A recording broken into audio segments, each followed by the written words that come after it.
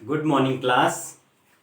Study portal पे आप सभी का स्वागत है। स्टडी पोर्टल पे मैं हूं आपका दोस्त गौरव और हम यहां पर सीटेट 2020 की तैयारी के अंतर्गत चाइल्ड डेवलपमेंट तथा पेडागोजी, जो कि एक इम्पॉर्टेंट सेक्शन सीटेट के अंदर है, उसके अंतर्गत हमने बहुत सारी थ्योरीज जो है वो पहले डिस्कस कर लिए और आज मैं आपके बीच में बहुत सारे मिसलेनियस टॉपिक्स को लेके हाजिर हूँ। और ये जो टॉपिक्स हैं ये सारे के सारे इंपॉर्टेंट हैं, जिनसे क्वेश्चंस सीटेट के अंदर बनते हैं और अन्य जितने भी टीचिंग एग्जाम्स हैं उनमें सब में इससे क्वेश्चंस बनते हैं। ठीक है, तो इसलिए सारे के सारे जो टॉपिक्स मैं आज बताऊंगा वो बहुत ही ज़्यादा इंपॉर्टेंट होंगे। आप क्लास को पूरी तरीके से देखना, ठीक है, और स्किप मत करना, लास्ट तक बने रहेंगे आप लोग तो आपको अच्छी तरीके से सारी चीज़ें समझ आएगी। ओके, तो क्लास शुरू करने से पहले मैं आपको बता देता हूँ कि स्टडी पोर्टल जो हमारा ये चैनल है, यूट्यूब चैनल, इस पर आपको सारे एग्जाम्स जैसे कि आपके एसएससी हो गया, बैंकिंग हो गया, केबीएस एनबीएस हो गया, सीटेट और आपका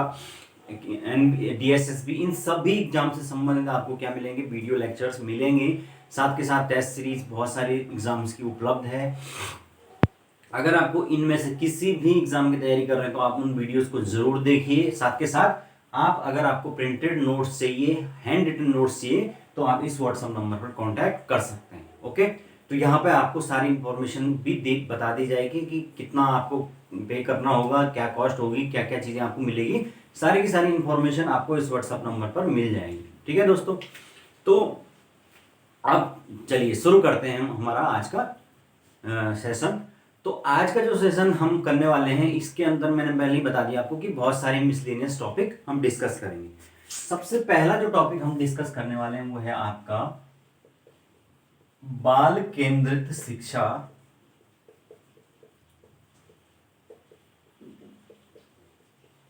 या चाइल्ड सेंटर्ड एजुकेशन। ठीक है, तो जो चाइल्ड सेंटर्ड एजुकेशन है इसके जो समर्थक हैं सबसे बड़े वो कौन है, जॉन डीवी। जॉन डीवी इसके सबसे बड़े समर्थक हैं। तो जॉन डीवी जो है इसके तो जो प्रोग्रेसिव एजुकेशन है, बाल केंद्रित शिक्षा, सॉरी प्रोग्रेसिव कह रहा हूं मैं, चाइल्ड सेंटर एजुकेशन है, वर्तमान में यही क्या है, लागू है।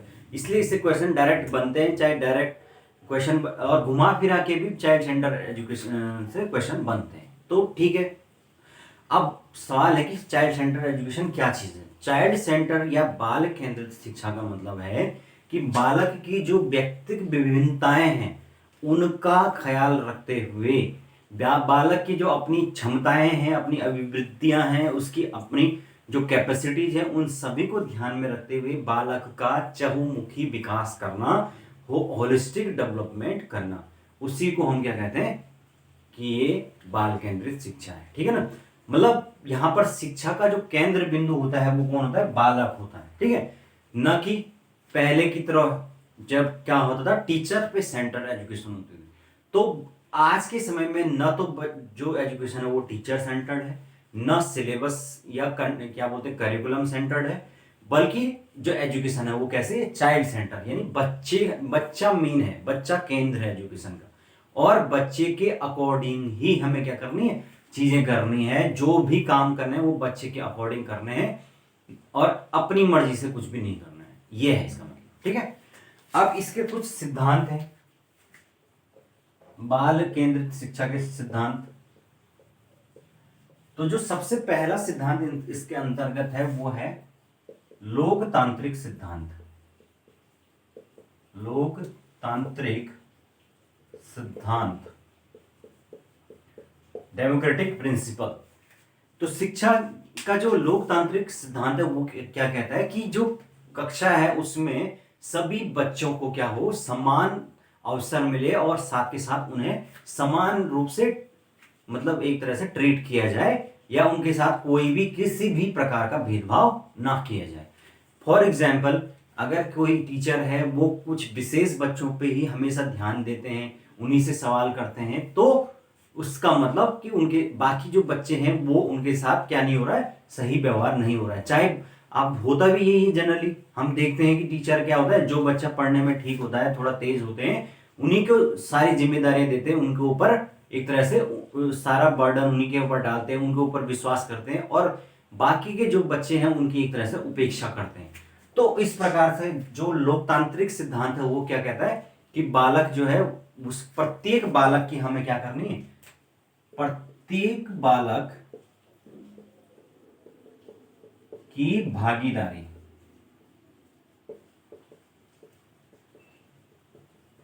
पार्टिसिपेशन होना चाहिए प्रत्येक बालक का क्लास में, है ना। हर एक बालक चाहे वो पढ़ने में कैसा भी है, कमजोर है, उसकी कुछ ना कुछ जिम्मेदारी उसको दी जानी चाहिए।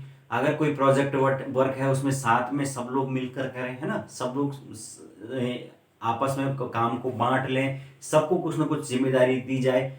साथ में साथ बच्चों को क्या हो, क्लास में प्रश्न पूछने का अधिकार हो, ठीक है ना, राइट टू क्वेश्चन हो। यानी कि ऐसा ना हो कि टीचर केवल इस प्रकार आता है और कुछ भी लेक्चर बक के चला जाता है और बच्चे को कोई भी मौका एक तरह से नहीं दिया जाता है किस चीज के लिए, कि भाई आप किसी प्रकार का कोई सवाल आपके दिमाग में है आप उसको पूछिए। ये सब जो चीजें हैं ये अगर बच्चे से नहीं ली जाती है, बच्चों को बोलने का मौका नहीं दिया जाता है, तो इसका मतलब क्लास में लोकतांत्रिक सिद्धांत लागू नहीं है। और लोकतांत्रिक सिद्धांत ही सबसे बेसिक प्रिंसिपल है आज के समय में जो चाइल्ड सेंटर एजुकेशन है, ठीक है।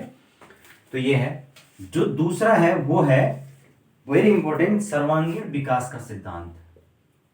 सर्वांगीण विकास का सिद्धांत, सर्वांगीण विकास या होलिस्टिक डेवलपमेंट। सर्वांगीण विकास का सिद्धांत जो है वो कहता है कि हमें क्या करना है, बच्चे के न केवल एकेडमिक्स बल्कि उसके व्यक्तित्व के सभी पक्षों को, चाहे वो सामाजिक पक्ष हो, सांस्कृतिक पक्ष हो, उसका जो चरित्र निर्माण हो, ठीक है, उसका खेल का पक्ष हो और उसके अंदर कोई क्रिएटिव अगर उसके रचनात्मक पक्ष है, तो ये सारे के सारे एस्पेक्ट्स जो उसके पर्सनालिटी के हैं वो उनका विकास करना है, ठीक है ना। केवल और केवल उसके एकेडमिक्स को ही कंसिडर नहीं करना है बल्कि इन सारी चीजों को हमने क्या करना है, कंसिडर करना है। और साथ के साथ इंडिविजुअल डिफरेंसेस, व्यक्तिगत विभिन्नता का भी ध्यान रखना है, क्योंकि प्रत्येक जो बच्चा है वो अपने आप में यूनिक होता है। प्रत्येक बच्चे की अपनी कुछ क्षमताएं होती हैं, अपनी क्वालिटीज होती हैं, अपनी उसका दिमाग का लेवल होता है, अपना आईक्यू लेवल होता है। हमें प्रत्येक बच्चे को क्या करना है, उसी हिसाब से क्या करना है, ट्रीट करना है ना। अगर उसके अंदर उसे कुछ प्रॉब्लम आ रही है तो इंडिविजुअली हम प्रत्येक बच्चे की प्रॉब्लम को सॉल्व करना है, उसको टैकल करना है।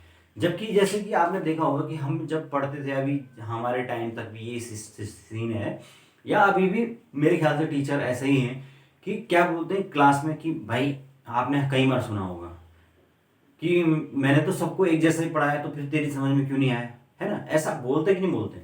तो ये क्या मतलब है, ये इसका मतलब ये है कि टीचर जो है वो इंडिविजुअल डिफरेंसेस को कंसिडर नहीं कर रहा है। हो सकता है किसी बच्चे का दिमाग ठीक हो, वो ज्यादा तेजी से समझ सकता है, किसी बच्चे को 2-3 बार समझाने पर या किसी बच्चे को उस मेथड से नहीं समझ आ रहा तो उसको दूसरे मेथड से समझाया जाए। तो ये है आपका सर्वांगीण विकास और साथ के साथ उसके व्यक्तित्व के बाकी पक्ष भी कंसिडर किए जाए, ठीक है। तीसरा जो सिद्धांत है वो है आपका वेरी इंपॉर्टेंट, वो है क्रियाशीलता का सिद्धांत। क्रियाशीलता का सिद्धांत, क्रियाशीलता का सिद्धांत क्या कहता है कि जो बच्चे की ज्ञानेंद्रियां हैं का अधिक से अधिक प्रयोग, ठीक है। ज्ञानेंद्रियां आंख, कान, नाक, जीभ और त्वचा, ये ज्ञानेंद्रियां होती। तो हमें क्या करना है, हम जैसे कि अगर 4 ऑप्शन आ गए हैं किसी क्वेश्चन के अंदर और पहले ऑप्शन में बता रखा कि किसी कोई चीज है, कॉन्सेप्ट है, उसको समझाने के लिए चार्ट के द्वारा समझाया जा रहा है। दूसरे जो ऑप्शन है उसमें कुछ और मेथड से समझाया जा रहा है, बोल के समझाया जा रहा है, चित्र बना के ब्लैक बोर्ड पे। तीसरा जो ऑप्शन है उसमें बच्चों को एक काम दे दिया गया है, उस पर एक मॉडल बनाकर जो कि प्रोजेक्ट टाइप का है और वो सारे मिलकर उस काम को कर रहे हैं। तो कौन सा ऑप्शन सही माना जाएगा, तीसरा ऑप्शन सही माना जाएगा जिसमें कि बच्चे खुद से एक्टिव हैं, समझ गए। यानी कि वही ऑप्शन हमेशा सही माना जाएगा जिसमें बच्चे की अधिकतम ज्ञानेंद्रियों का प्रयोग हो रहा होगा। जैसे अधिकतम ज्ञान मतलब हाथों का भी वो प्रयोग कर, दिमाग का भी इस्तेमाल कर, आंखों का इस्तेमाल कर रहा है, ठीक है ना, तो अपने क्रिएटिव माइंड से कुछ सोच भी रहा है। तो ये सारे की सारी जो चीजें हैं, यानी हमें हमेशा उस ऑप्शन को ही टिक लगाना है जिसमें क्या होगा, बच्चे खुद से एक्टिव हों, बच्चे खुद से क्रियाशील हों, खुद से कुछ ना कुछ कर रहे हों, है ना, हमेशा वो ऑप्शन सही ही होता है, ठीक है। तो ये बाल केंद्र, ये भी जो है वो इंपॉर्टेंट, क्योंकि बाल केंद्रित शिक्षा है तो उससे रिलेटेड जितने भी क्वेश्चन आएंगे उसमें वो सिद्धांत सारे लागू होंगे जो बाल केंद्रित शिक्षा के सिद्धांत है, ठीक है। तो अब आप समझ गए हैं कि इन 3 बेसिक जो सिद्धांत हैं इन पर चाइल्ड सेंटर एजुकेशन कार्य करती है, ठीक है। तो चलिए आगे चलते हैं।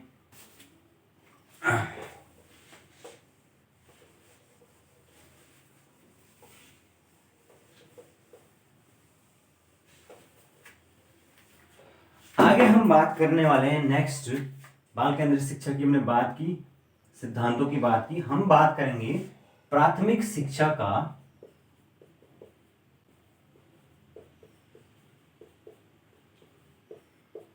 सार्वभौमिकरण।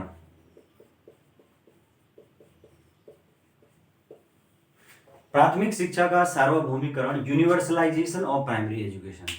तो यूनिवर्सलाइजेशन का मतलब होता है, सार्वभौमिकरण का मतलब होता है कि सभी के लिए उपलब्ध होना, ठीक है। जो 1980, आपको पता है ये जो 2020 की न्यू एजुकेशन पॉलिसी आई थी, इससे पहले कब आई थी, 1986 में पॉलिसी आई थी, उसके बाद से कोई पॉलिसी नहीं आई।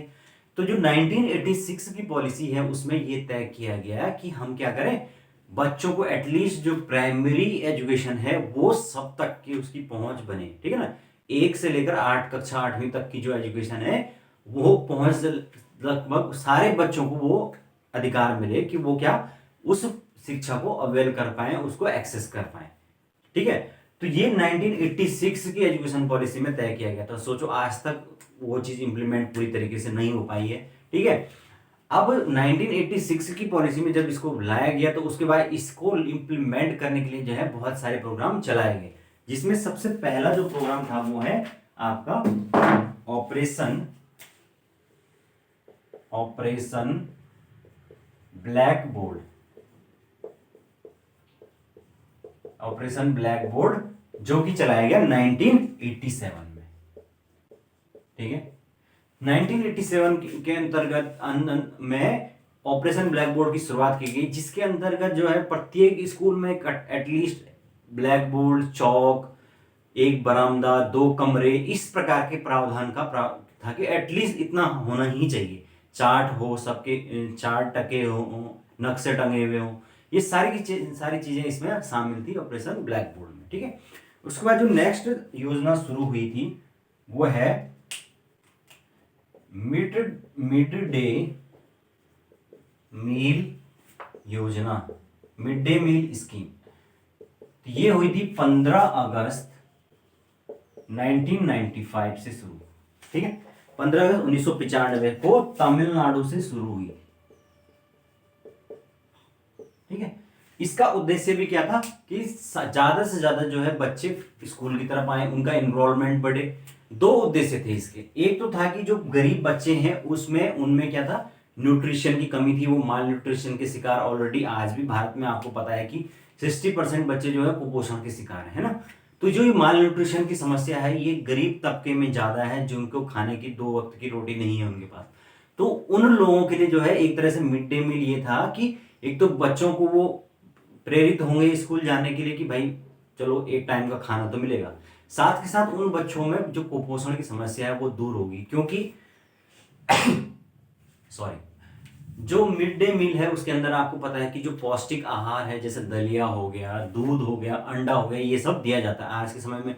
तो पूरे देश में ये स्कीम लागू है और काफी अच्छे स्तर पर ये कार्य कर रही है, और लगभग सभी जगह सभी स्कूलों में जो है वो अब छोटे बच्चों को भोजन परोसा जा रहा है कि नहीं।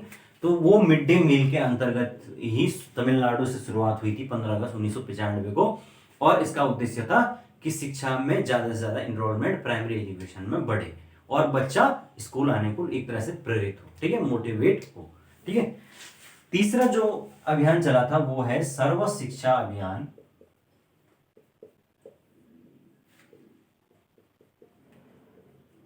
आप सबको पता ही है सर्व शिक्षा अभियान, जिसके अंतर्गत जो है सभी को हमने कोशिश की कि बच्चा जो है वो प्राइमरी स्कूल में एटलीस्ट आए।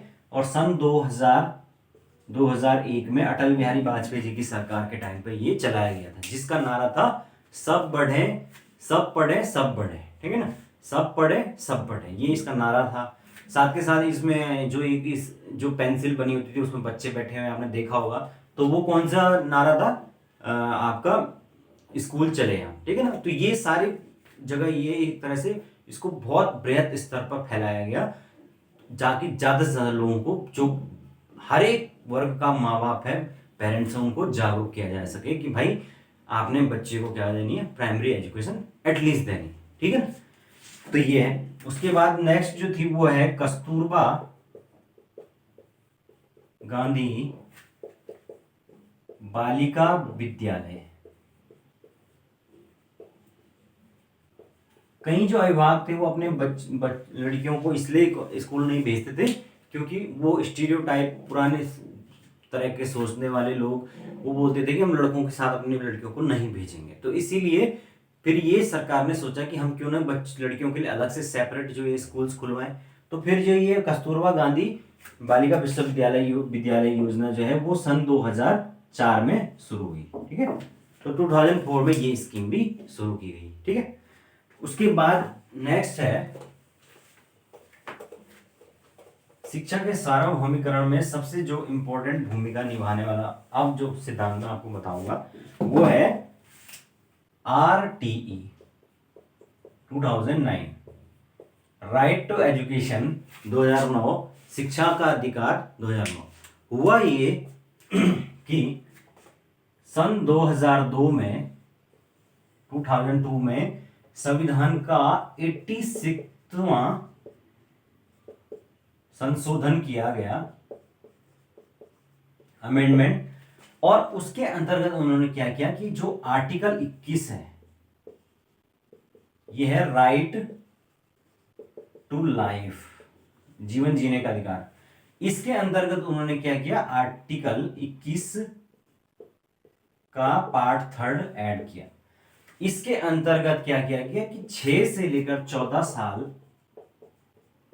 के बच्चे को फ्री एंड कंपल्सरी एजुकेशन, ठीक है ना। एक तरह से जो है वो जीवन जीने के अधिकार के अंतर्गत इसको रखा गया, क्योंकि जो शिक्षाविद है उन्होंने ये तर्क दिया कि भाई जब कोई व्यक्ति है अगर वो प्राइमरी एजुकेशन ही नहीं ले सकता है तो इस तरह से उसका जीवन कैसे अच्छा बनेगा, वो जीवन को कैसे जिएगा। यानी कि उसका जो जीवन जीने का अधिकार है, राइट टू लाइफ है, उससे सीधे सीधे जुड़ा हुआ है कौन सा, कि मतलब उसको एटलीस्ट प्राइमरी एजुकेशन मिले। तो इसीलिए इसको क्या बना दिया गया, एक फंडामेंटल राइट, जो हमारे 6 फंडामेंटल राइट होते हैं उसमें से एक फंडामेंटल राइट आपको पता है कि राइट टू लाइफ है। और राइट टू लाइफ के अंदर उसको इसीलिए जोड़ा गया ताकि क्या हो, सरकारों के ऊपर अब एक तरह से दबाव बन जाए कि भाई अब हमें क्या करना है, ये इम्प्लीमेंटेशन करना ही करना है, क्योंकि जो मौलिक अधिकार हैं आपको पता है उनको न्यायालय में प्रवर्तित कराया जा सकता है ना। तो इसीलिए 6 से 14 साल तक के बच्चे को अब उन्होंने बोला कि फ्री और कंपलसरी जो एजुकेशन है वो प्रोवाइड करनी है, ठीक है। तो समझ रहे होंगे आप लोग मैं कहना क्या चाह रहा हूं, ठीक है। तो फ्री एंड कंपलसरी एजुकेशन 6 से 14 साल के बच्चे को प्रोवाइड की जाएगी। इसके अंतर्गत आर्टिकल 21 ए के पार्ट 3 में इसको जोड़ दिया गया, ठीक है ना। अब जो ये RTE है इसमें इसको जो है फाइनली जब 2002 में इसको जोड़ा गया तो उसके बाद कई साल तक तो ये लागू नहीं हुआ, क्योंकि पता है आपको केवल संविधान में जोड़ देने से कुछ नहीं होता है, उसके लिए कानून भी बनाना होता है। तो फिर क्या हुआ, यहाँ पर जो कितने 4 अगस्त 2009 को ये जो है लोकसभा से पारित हुआ, ठीक है। जो हमारा लोअर असेंबली है लोकसभा उससे पारित हुआ, और उसके बाद फाइनली 1 अप्रैल 2010 को जब राष्ट्रपति जी की इसके साइन हो गए तो उसके बाद ये फाइनली एक एक्ट बन गया, आप सब जानते हैं। और उसके बाद पूरे देश में 1 अप्रैल 2010 से ये लागू हो गया। कौन सा? आरटीई। आरटीई के अंदर बहुत अच्छी अच्छी बातें बोली गई थी, जैसे इसमें बोला गया था कि टीचर और स्टूडेंट का जो रेशियो है वो 30:1 प्राइमरी में, और अपर प्राइमरी में रहेगा 35:1। मतलब 30 टीचर, 30 बच्चों पर एक टीचर, और अपर प्राइमरी में 35 बच्चों पर एक टीचर। लेकिन अफसोस है कि इस प्रकार का नहीं हो पाया, लेकिन चलो जितना भी हो पाया काफी कुछ हुआ है, ठीक है ना। उसके अलावा इसमें जो है उसमें ये भी तय किया गया था कि सप्ताह में यानी हफ्ते में, एक हफ्ते में जो टीचर है उसका जो वर्कलोड होगा वो एटलीस्ट क्या होगा? 45 घंटे होगा। लेकिन वास्तव में ऐसा होता है? 45 घंटे का वर्कलोड नहीं होता है टीचर का।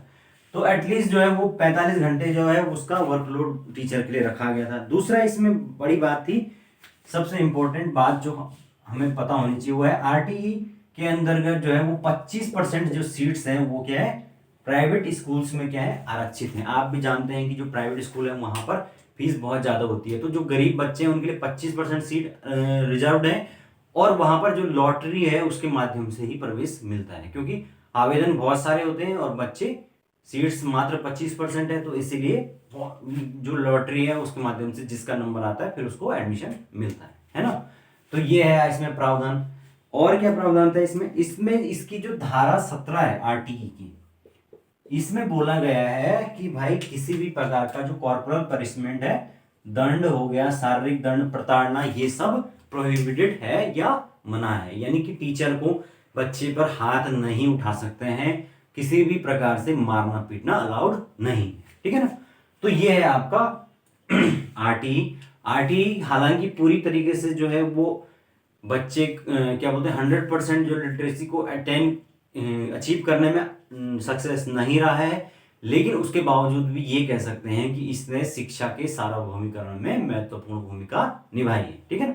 अब वर्तमान में जो नई एजुकेशन पॉलिसी आई है उसमें जो ये 6 से 14 तक है, ये 6 से अब 18 साल तक कर दिया है उन्होंने, मतलब करने की बात हुई है, हो जाएगा इम्प्लीमेंटेशन।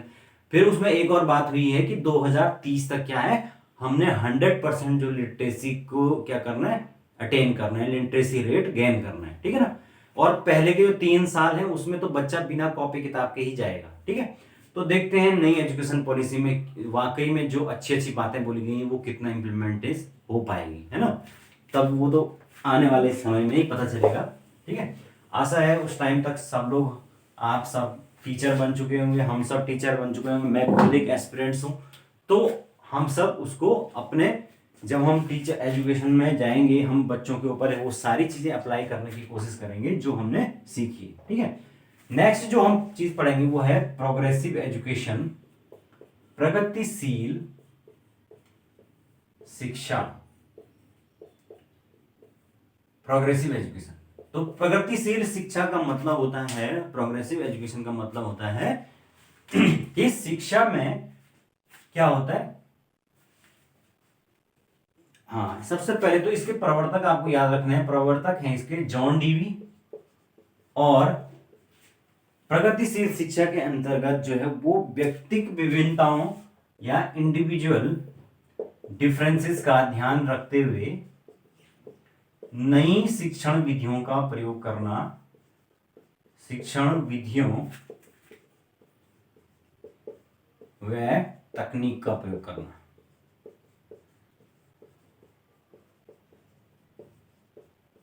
इसका मतलब है कि जो भी नई चीज हो सकती है, क्रिएटिव लर्निंग हो सकती है, वो सब प्रोग्रेसिव एजुकेशन है। अगर बच्चे को किसी एक मेथड से, लेक्चर मेथड से समझ नहीं आ रहा है तो आप उसको प्रत्यक्षीकरण के माध्यम से समझाइए, उसको प्रोजेक्ट देके समझाइए, उसको समस्या समाधान विधि से समझाइए, उसको आप कोई वीडियो फिल्म दिखा के समझाइए, उसको स्लाइड शो के माध्यम से समझाइए, उसको आप किसी भी प्रकार के प्रोजेक्टर से समझाइए। लेकिन मतलब कुछ भी नया, कुछ भी स्मार्ट बोर्ड की सहायता से, ग्राफिक्स की सहायता से, ऐसा कुछ भी एजुकेशन में जो नई चीज है उसको अगर अपनाया जा सकता है और उसकी मदद से पढ़ाया जा सकता है तो वो सारी की सारी चीजें क्या होगी, प्रगतिशील शिक्षा के अंदर आएगी या प्रोग्रेसिव एजुकेशन मानी जाएगी। समझ गई? मतलब हमें क्या करना है, बच्चे को समझाना है उसकी समझ में आना चाहिए, वो रटन प्रणाली उसके अंदर नहीं होनी चाहिए। और वो चाहे वो आप किसी भी विधि, अगर उसको एक विधि से नहीं आ रहा तो आप अपनी विधियां चेंज कीजिए, ठीक है। और साथ के साथ बच्चे के इंडिविजुअल डिफरेंसेस का भी ध्यान रखना चाहिए। बच्चे की अपनी क्षमता के अकॉर्डिंग उसे अगर कुछ चीज नहीं समझ आ रही तो उसके व्यक्तिगत समाधान भी उसका करना पड़ेगा, ठीक है ना। तो ये सारी चीजें हमने ध्यान रखनी है प्रगतिशील शिक्षा में। नेक्स्ट हम बात करेंगे शिक्षा के अंदर जब क्वेश्चन बनेंगे किस प्रगतिशील शिक्षा से, तो क्वेश्चन इसी प्रकार का बनेगा, ठीक है। जो भी नई चीजें अपनाई जाएगी उसमें आप समझ जाओगे कि ये प्रगतिशील शिक्षा की बात कर रहा है। उसके बाद जो भी लैंगिक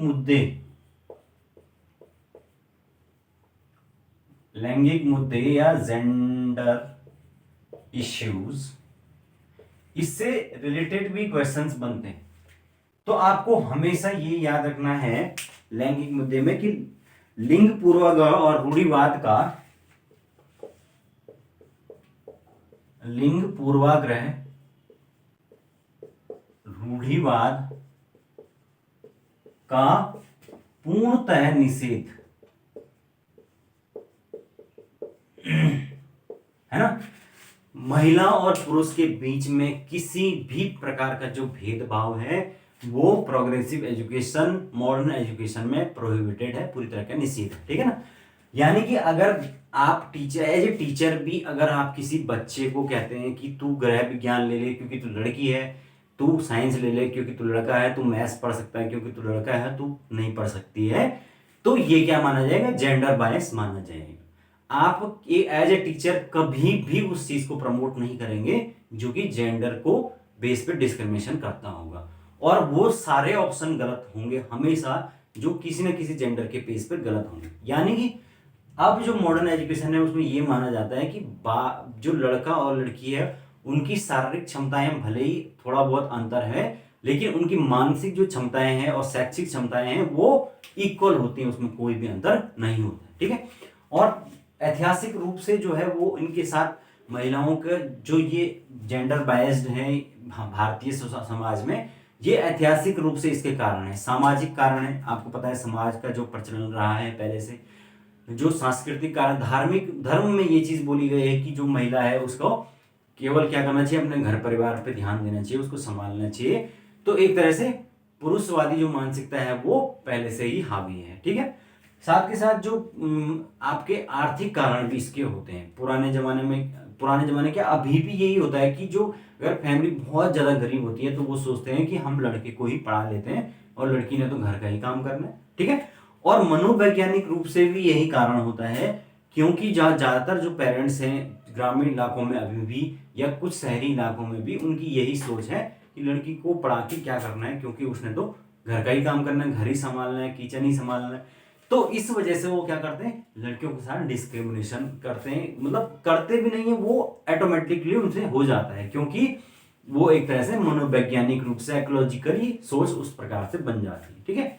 और जो ये सारी चीजें हैं ये लिंग पूर्वाग्रह के ऐतिहासिक कारण रहे हैं, और धीरे धीरे समाज में उस चीज में परिवर्तन आ रहा है। तो हमें क्या करना है, एजुकेशन में जेंडर बायस को एक तरह से इग्नोर करना है। इसी को देखते हुए जो है पहले जब लड़के लड़कियों के लिए स्कूल अलग किए गए, लेकिन चूंकि उनके बीच में भेदभाव ना हो, एक दूसरे को समझे, तो इसीलिए फिर से कंबाइंड स्कूल किए गए। और आज के समय में आप जानते हैं कि लड़के लड़कियां एक ही स्कूलों में पढ़ रहे हैं, ठीक है, जिससे उनके दिमाग में एक दूसरे के प्रति जो भ्रांतियां हैं वो समाप्त हो जाती हैं। फिर जो प्रोग्रेसिव एजुकेशन होती है उसमें क्या होता है कि एक बात जरूर हमेशा और हमेशा याद रखना कि बच्चे के जो इंटरेस्ट हैं उसमें कभी भी लिंग का ध्यान नहीं रखा जाएगा। यानी कि अगर कोई बच्चा, कोई लड़का है और वो रंगोली बनाने में अच्छा है तो उसको रंगोली बनानी चाहिए। ऐसा नहीं है कि लड़कियों को केवल जो ग्रुप सॉन्ग हो रहा है उसमें केवल लड़कियां परफॉर्म करेंगी, सांस्कृतिक प्रोग्राम में केवल बॉयज परफॉर्म नहीं करेंगे, गर्ल्स परफॉर्म करेंगी, ऐसा कुछ नहीं होना चाहिए। यानी प्रत्येक हर किसी को हर कोई मौका दिया जाना चाहिए।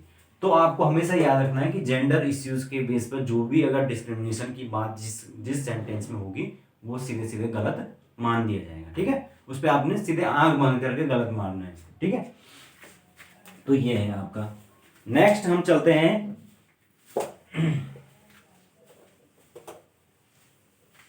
नेक्स्ट जो हमारा टॉपिक है वो है आपका आकलन, असेसमेंट और मूल्यांकन। ठीक है, तो जो असेसमेंट है और ये है इवैल्यूएशन। तो जो असेसमेंट है वो भाई एक पार्ट है, ठीक है।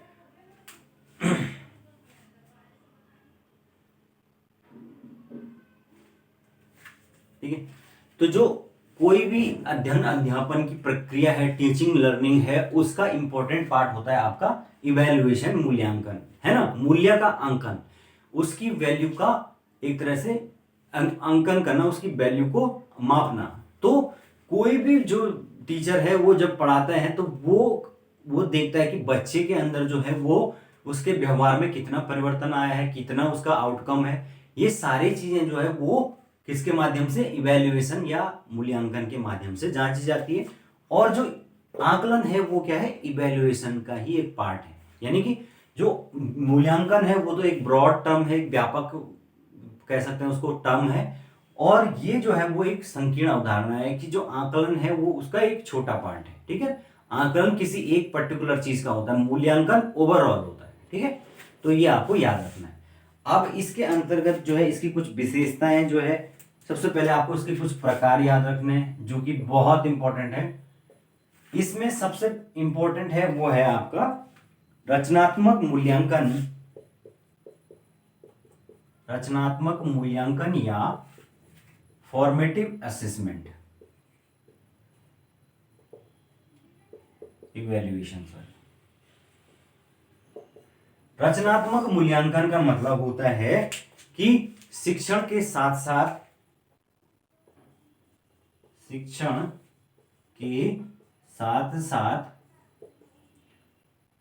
फीडबैक लेना और बच्चों का साथ के साथ मूल्यांकन करना है। बस हमेशा एक चीज याद रखना इसमें छोटी सी, कि जब हम पढ़ा रहे हैं उसके साथ साथ अगर बीच बीच में जो है वो टीचर जो है जाके बच्चों से पूछता है भाई समझ आ रहा है कि नहीं आ रहा है, फिर अगर कोई चीज नहीं आई तो वहीं पर बता दिया, दोबारा से तुरंत पूछ लिया, तो साथ के साथ अगर वो चीजें हो रही हैं तो वो कहलाता है आपका रचनात्मक मूल्यांकन या फॉर्मेटिव इवैल्यूएशन। ठीक है ना, तो ये आपको याद रखना, इससे क्वेश्चन बनता है। ठीक है, सीटेट में बहुत क्वेश्चन जो है रचनात्मक मूल्यांकन से बनता है। दूसरा आपको याद रखना है वो है आपका समेटिव या योगात्मक या अंतिम, योगात्मक या अंतिम मूल्यांकन। ठीक है, तो जो योगात्मक और अंतिम मूल्यांकन है ये मतलब होता है कि जो सत्र के अंत में किया जाता है ना, जो सेशन जो होता है सत्र की समाप्ति पर होता है ना, इसको हम कहते हैं समेटिव। यानी कि लास्ट में जब सेशन समाप्त होने वाला होता है तब सारी की सारी चीजें बच्चे का जितना भी होता है उसका ओवरऑल मूल्यांकन इवैल्यूएशन होता है, उसी को हम क्या कहते हैं, समेटिव असेसमेंट इवैल्यूएशन कहते हैं। ठीक है ना, तो ये है।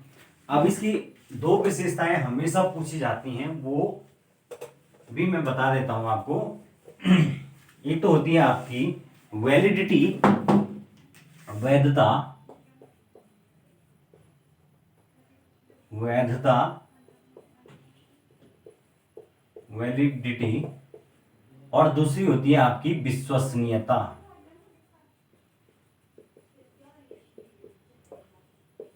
और या रिलायबिलिटी।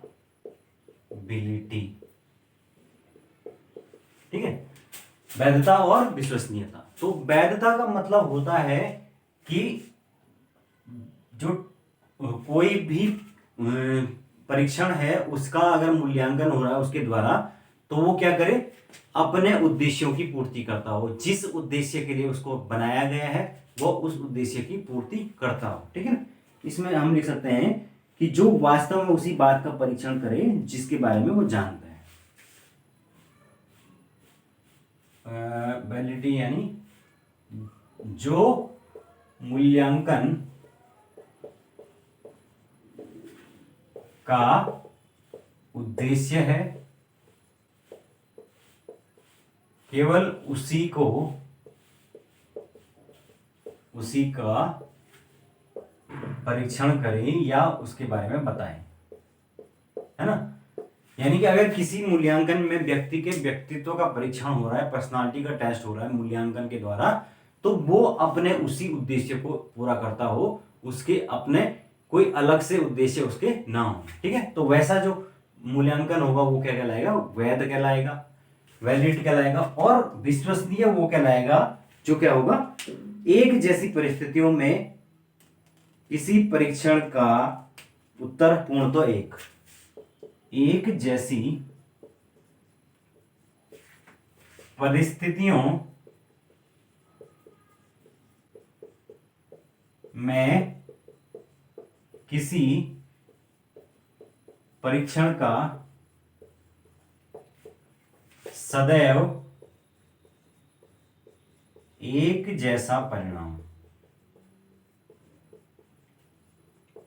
समझ रहे। यानी कि जैसे अगर कोई भी टेस्ट दिया गया है, उसके अंदर कोई क्वेश्चंस हैं 4-5, और एक क्वेश्चन है उसका लॉन्ग टर्म का आंसर है, लेकिन ऐसा नहीं होना चाहिए कि कोई जो टीचर है वो तो उसी आंसर में 10 नंबर दे रहा है और कोई 2 नंबर या 3 नंबर दे रहा है। तो इसका मतलब क्या है, क्वेश्चन में ऑब्जेक्टिविटी नहीं है। ऑब्जेक्टिविटी का मतलब होगा कि क्वेश्चन ऐसा होना चाहिए, प्रश्न ऐसा होना चाहिए जो कि क्या हो, मूल्यांकन ऐसा होना चाहिए, इवैल्यूएशन, जहां पर क्या हो, अगर एक ही टेस्ट है और वो 100 बच्चों में दिया जाता है और एक बच्चे को के ऊपर वो बार बार किया जाता है, तो उसके जो परिणाम है वो लगभग समान होने चाहिए। ऐसा ना हो कि किसी बच्चे को बहुत ज्यादा मार्क्स उसमें मिल रहे हैं, किसी को बिल्कुल ही नहीं मिल रहे हैं, क्योंकि उसके अंदर अगर ऑब्जेक्टिविटी होगी और मूल्यांकन जो है वो ऑब्जेक्टिविटी के बेस पे होगा। यानी कि अगर कोई 10 मार्क्स का सपोज क्वेश्चन है और उसके अंदर सपोज टीचर बोलता है कि भाई ये 5 पॉइंट जो है वो एटलीस्ट आने चाहिए, और अगर ये 5 पॉइंट आते हैं, उसके अलावा बच्चे ने चाहे जो भी लिखा है, तो उसको एटलीस्ट इतने मार्क्स मिलेंगे। तो इसका मतलब कि वो कैसा असेसमेंट हो गया, वो विश्वसनीय है, क्योंकि उसमें मेन उन 5 बातों को चेक किया गया, उसके अलावा बाकी चीजें नहीं चेक की गई हैं, और उसके अलावा बाकी चीजों पे मार्क्स ज्यादा ऊपर नीचे फ्लक्चुएट नहीं होंगे। तो समझ गए ना आप, रिलायबल हमेशा तब होगा जबकि एक जैसे वो रिजल्ट को देगा, कई बार जो है कई बच्चों पर टेस्ट करने पर या कई बार टेस्ट करने पर, ठीक है ना। एक जैसी परिस्थितियों में ऐसा नहीं हो, मतलब हमेशा अगर टेस्ट 50 मिनट का है और उसमें 5 क्वेश्चन है, तो उसका जो है वो जो बच्चे हैं उनका लगभग सिमिलर जो है आंसर हैं। इस प्रकार का हम मान सकते हैं कि वो एक मूल्यांकन सही हुआ है ना। तो ये है आपका मूल्यांकन जो है वो विश्वसनीय होना चाहिए, ठीक है। तो ये है।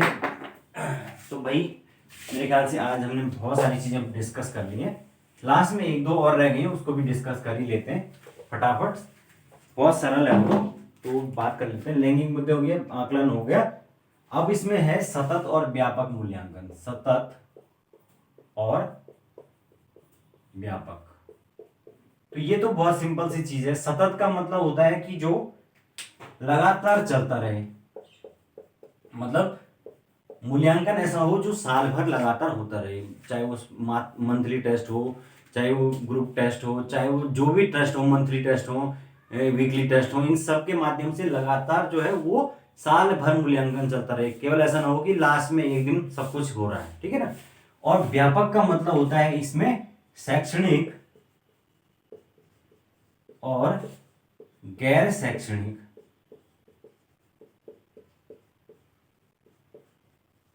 इसका मतलब करिकुलम और को करिकुलम दोनों प्रकार की जो एक्टिविटीज है वो चेक की जानी चाहिए मूल्यांकन के अंदर। केवल ये ना चेक हो कि बच्चा जो है वो पढ़ाई में कैसा है, बल्कि उसके साथ साथ उसकी अदर जो एक्टिविटीज है उसमें क्या परफॉर्मेंस है, खेल से लेकर उसका आपके हर क्षेत्र में जो है वो किस प्रकार की परफॉर्मेंस है, वो सब चेक किया जाए, और तब उसके बेस पर ओवरऑल मूल्यांकन हो। तो उसको हम क्या कहते हैं, ये व्यापक मूल्यांकन या आपका कंटिन्यूअस एंड होलिस्टिक, क्या कहते हैं इसको, कॉम्प्रिहेंसिव इवैल्यूएशन, ठीक है ना। तो इससे भी क्वेश्चन बहुत बार बनता है, तो आपको पता होना चाहिए चीज, ठीक है। बाकी इसके बाद एक जो मैंने लिखा है यहाँ पर कि आलोचनात्मक चिंतन क्या होता है? तो आलोचनात्मक चिंतन है, सिंपल सी बात है कि भाई आलोचनात्मक चिंतन क्या होगा किसी बच्चे के अंदर, कि जब वो क्या करे, किसी भी मुद्दे के सही और गलत दोनों पक्षों पर बात करे, उसके बाद अपने दिमाग का इस्तेमाल करके अपनी तरफ से उसमें अपनी विचारधारा को ऐड करे, तो वो होती आलोचनात्मक चिंतन। ठीक है ना। उसके बाद नेक्स्ट इसमें है आपका समावेशी शिक्षा। ये बहुत इंपॉर्टेंट है, समावेशी शिक्षा, जिसको हम कहते हैं आपका inclusive education. Inclusive education, inclusive education का मतलब होता है कि सभी के लिए समान अवसर, सभी को समान शिक्षा। इसका मतलब होता है कि आप जो है क्लास में किसी भी बेस पर डिस्क्रिमिनेशन नहीं करेंगे। यहां तक कि अगर कोई बच्चा विकलांग है, दिव्यांग है, उसका अंदर कोई डिसेबिलिटी है किसी भी प्रकार की, सुनने में, बोलने में, तो तब भी हम क्या नहीं करेंगे, उस बच्चे को सामान्य बच्चों के साथ ही बिठाएंगे, सामान्य बच्चों के साथ ही उसको क्लास में उसको एडजस्ट करने की कोशिश करेंगे। जबकि पहले ऐसा नहीं था, पहले था कि जो डिसेबल बच्चे हैं उनके लिए अलग से व्यवस्था की जाए। अब ऐसा नहीं है, अब जो विकलांग बच्चा है उसको भी सामान्य बच्चों के साथ जो है वो रख के पढ़ाई करवानी है। अगर किसी बच्चे, कोई बच्चा बहुत तेज है, बहुत मंद बुद्धि है, इन सारे प्रकार के बच्चों को एक साथ रखना है और एक साथ उनको एक तरह से मिक्स करके पढ़ाना है और उनके बीच में सामंजस्य भी बिठाना है। वही क्या है आपका समावेशी शिक्षा, इंक्लूसिव एजुकेशन। वर्तमान में इंक्लूसिव एजुकेशन ही लागू है, जहां पर सारे प्रकार के बच्चों को आपको एक तरह से एक साथ पढ़ाना होता है। अगर कोई बच्चा खेलना चाहता है लेकिन उसके पाँव में क्या है, किसी भी प्रकार की डिसेबिलिटी है, लेकिन उसके बावजूद भी आप उसको क्या नहीं कर सकते, डिस्करेज नहीं कर सकते, बल्कि उसको सामान्य बच्चों के साथ ही एक तरह से मौका देंगे कि हाँ चल भाई जितना भी हो सकता है। तो ये सब चीजें जो है वो क्या होती है, इंक्लूसिव एजुकेशन का पार्ट होती है, ताकि क्या हो, उस बच्चे को भी ऐसा फील ना करे कि मैं किसी भी प्रकार से, किसी प्रकार से मैं क्या हूँ, डिसेबल्ड हूँ या मुझे कोई दिक्कत है, वो भी सामान्य बच्चों की तरह अपने आप को महसूस करे। इसीलिए इंक्लूसिव एजुकेशन है, जिसमें जातिगत धर्म आधार पर, जाति के आधार पर, लिंग के आधार पर और आपके विकलांगता के आधार पर, किसी भी प्रकार की डिसेबिलिटी के आधार पर भेदभाव का पूर्णतः निषेध है। समझ गए? तो ये है आपका इंक्लूसिव एजुकेशन। ठीक है, तो फाइनली हमने खत्म कर दिया भाई। आज हमने बहुत सारे जो है मुद्दे वो डिस्कस किए, और जितने भी मुद्दे मैंने आपको बताए हैं आज, ये सारे के सारे इंपॉर्टेंट है, इससे क्वेश्चंस एग्जाम में बनते हैं और डायरेक्ट क्वेश्चन इससे बनते हैं। ठीक है ना। तो आपको ये चीजें सारे के सारे एक बार दोबारा देख लेना चाहिए तो वीडियो, और अच्छे से इनको समझ लेना, और इसके बेस पर जो क्वेश्चन है उसका जवाब कैसे दिया जाता है वो भी आप समझ लेना। ठीक है ना। तो दोस्तों आज के लिए इतना काफी है। आने वाली जो क्लासेस है उसमें भी हम कुछ ऐसे ही नए नए टॉपिक लेके आएंगे और धीरे धीरे क्या करेंगे, पूरे कोर्स को कंप्लीट करेंगे। ठीक है ना।